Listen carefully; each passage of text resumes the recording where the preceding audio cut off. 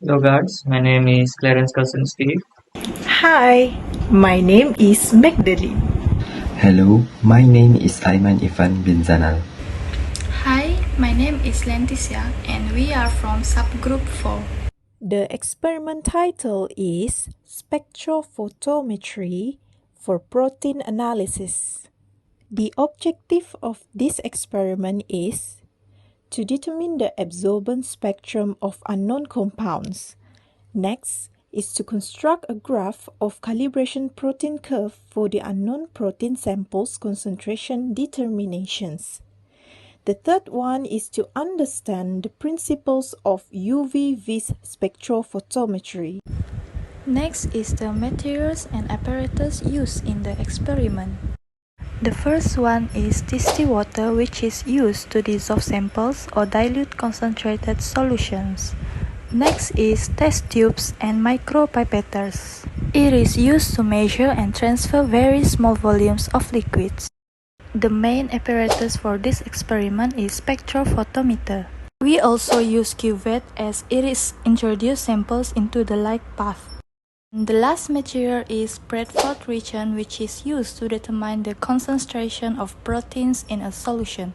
Next, we proceed to experimental procedure. First step is 4 ml of distilled water was placed in 6 test tubes by using micropipetters. Make sure that you use the correct measurement of micropipetters, and just for information, 1 ml equal to 1000 microliters. After that, 1 ml of Bradford reagent was placed into each tubes, and then 50 microliters, 100 microliters, and 200 microliters of BSA protein standard were added in the tube. They are prepared in duplicate.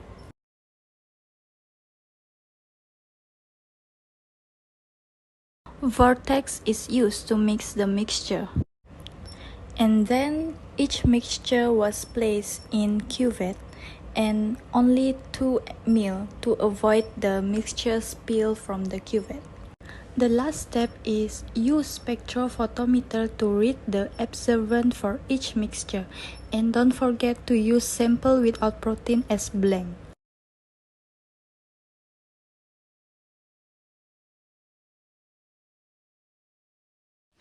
In conclusion, the absorbance spectrum of unknown compounds was able to be determined. The average absorbance of sample A is 0.215 nanometer, and the average absorbance for sample B is 0.254 nanometer, while the average absorbance for sample C is 0.265 nanometer. Other than that, a graph of calibration protein curve for the unknown protein samples concentration determination was able to be constructed, where the absorbance increases proportionally with protein concentration. Lastly, the principles of UV-vis spectrophotometry were able to be understood. Throughout this practical, our group developed a strong understanding of spectrophotometry, especially how a standard curve is used to determine unknown protein concentrations. In part 1, we encountered a southern outlier which became a challenge. This is because one of the absorbance reading didn't follow the trend. We discussed it and concluded that it was likely due to mishandlings of the pipette. And then we addressed it in our discussion section.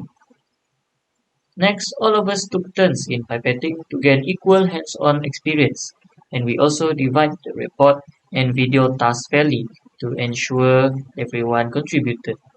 In part 2, we applied the standard curve to calculate unknown sample concentrations. Seeing the data align with expectations made the theory feel very real. Overall, this practical has strengthened our technical understanding and teamwork, while showing us also the importance of accuracy and collaboration in lab work that can be applied in the next practical. That's all for our reflection. Challenges that we face during the experiment is pipetting accuracy and precision. Inconsistent pipetting can affect the absorbance readings and the standard curve. Next is contaminations of samples or cuvettes. Contaminants can interfere with light passage in the spectrophotometer, leads to inaccurate readings. Constructing the standard curve also challenging because errors in plotting the curve can result in incorrect estimations of the unknown protein concentrations. In order to improve our experiment in the future, we will ensure we are using the correct pipette tips and staying within the recommended volume limits to avoid damaging the equipment or compromising sample accuracy. Other than that, we will make sure the cuvettes should be thoroughly cleaned and dried before use, and care should be taken to handle them by their frosted side to avoid fingerprint smudges that may interfere with absorbance reading.